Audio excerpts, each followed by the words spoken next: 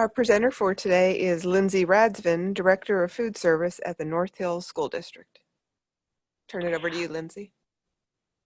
Thank you, Elaine. Good morning, everybody. I am a Director of Food Service at a large suburban school in Pittsburgh, and this is the third school district I've worked in, so I have some experience working with enhancing breakfast programs, and so today we're going to focus on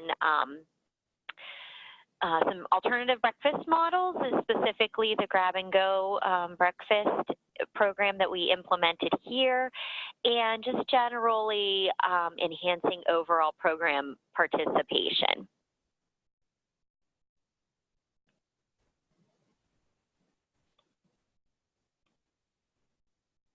Okay, so to start off today, I think I wanted to emphasize a little bit about evaluating your program and kind of establishing a baseline.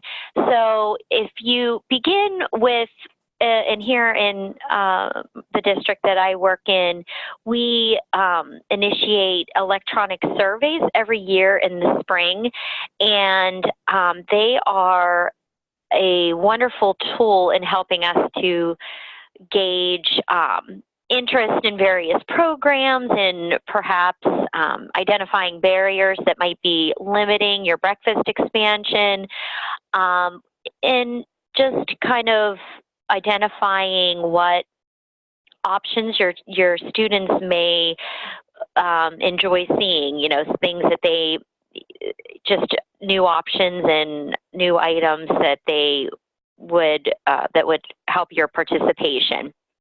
I think it's important to look at trends and participation in all of your buildings.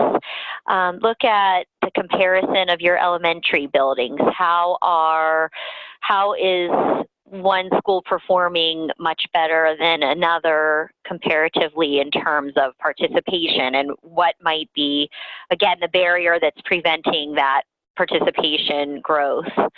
It's important, of course, to meet with stakeholders and set growth goals, and know your principals, gain their support. Of course, we all know that that is imperative to the success for our programs. Establishing a budget is very important.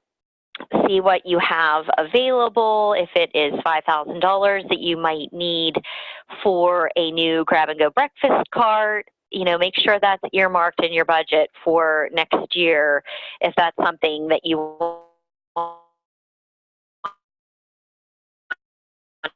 to get started with. Formative, particularly right now, Linsday is open through the middle of April, and they have some pretty substantial grant opportunities for alternative breakfast models and other ideas that would certainly benefit your program, breakfast and lunch wise. We received a grant from the Allies for Children that enabled us to purchase a grab-and-go cart, and you can see a picture of what it looks like here that is placed right in one of our school lobbies.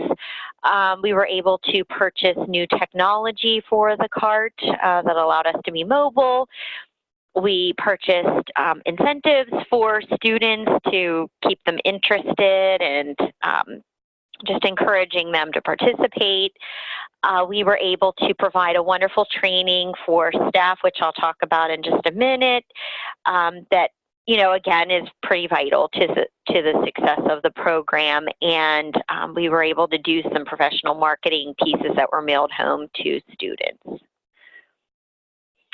So, of course, marketing is, very important to our success. You can see here some postcards that were developed for us by a professional marketing group, and these were mailed.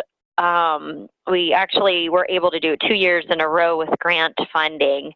And they went to all elementary and middle school students, just kind of describing the breakfast program, that it is available, what the cost is, and something, too, that we learned through surveys is that not all families who are free eligible realize that they get a free breakfast in addition to a free lunch. So that was something we included on the postcard that was mailed. Another idea would be to offer a free breakfast day at the beginning of the school year just to get kids to see what the program looks like. You know, of course, they get to sample the foods, and that certainly would encourage participation. At the high school level, try maybe offering a discounted coffee beverage with the purchase of a breakfast. And of course, make sure that your coffee beverages meet Smart Snack standards, and there are certainly a lot of options now with all of the sugar-free syrup options that are available out there that would meet your Smart Snack standards. And the coffee bars has been a huge success in our school, the high school level. Okay, so make sure staff are well trained, and I've learned that this is super important in terms of helping your program to succeed. It's important to encourage staff members to learn the kids' names, what activities they participate in, whether it's band or baseball, and get them to engage in conversation with the students. Learn their food preferences. Does a particular student buy the same breakfast egg sandwich with bacon every day or whatever? It's important, especially in the morning, as I've indicated. You know, it's tough because they're tired and it's early. So, you know, make sure that you have a good staff member that is a morning person that is going to engage in conversation and build a great rapport with your students that's going to help them continue to come back every day. And again, great customer service. It's vital for the success of our programs, of course, in general, but I feel specifically at breakfast, having the staff that know all of the kids, it really does help the program. Okay, some additional strategies to kind of change that institutional feel of school breakfast and make it kind of hip and cool. You know, updating packaging. So something very simple to do would be to swap inexpensive paper boats for foam trays. So all of a sudden you have something that looks more Panera-ish versus a you know, a standard 5-compartment school lunch tray. And again, this makes it feel more restaurant-like or more coffee shop-like for students. Utilize social media, which has been really helpful for me. Specifically, Instagram for students is generally the social media that they use most often. Meeting with student council and student focus groups is important so that you're introducing new items and getting feedback, and it's generally a win-win when you meet if you offer free food, and usually nobody turns that down. So it's usually beneficial. It helps you get some good feedback and, again, establish a rapport with students. Offer additional student incentives such as lucky tray days, free giveaways, vouchers for something at lunch. This is something we do here often with breakfast, so we maybe choose 5 to 10 students one day a week per building where we might give them a voucher for a free water or a free smart snack, or as I indicated earlier, maybe a free coffee beverage. Or partner with a vendor that you are using, such as Kellogg's or General Mills, to see if they'll help with a big prize incentive. So in our district, we were able to get a pair of Beats headphones that, students were eligible for if they bought breakfast every day for a specific month. And we definitely saw that our numbers were really high. We captured a lot of kids.